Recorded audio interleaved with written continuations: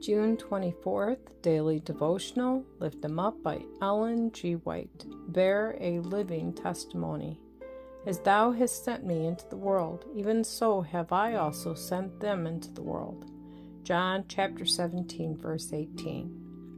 Because of the increasing power of Satan's temptations, the times in which we live are full of peril for the children of God, and we need to learn constantly of the great teacher, that we may take every step in surety and righteousness.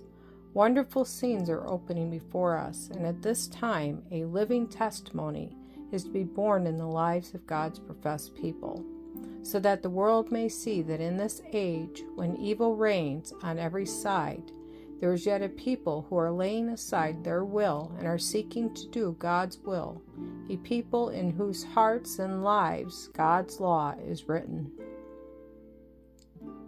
God expects those who bear the name of Christ to represent Him. Their thoughts are to be pure, their words noble and uplifting. The religion of Christ is to be interwoven with all that they do and say.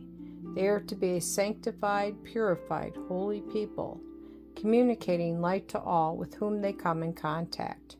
It is His purpose that by exemplifying the truth in their lives, they shall be a praise in the earth.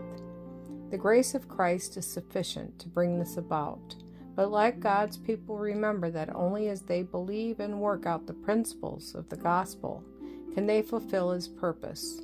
Only as they yield their God-given capabilities to His service will they enjoy the fullness and the power of the promise whereon the church has been called to stand. The followers of Christ are to be separate from the world in principles and interests, but they are not to isolate themselves from the world. The Savior mingled constantly with men, not to encourage them in anything that was not in accordance with God's will, but to uplift and ennoble them. So the Christian is to abide among men, that the savor of divine love may be as salt to preserve the world from corruption.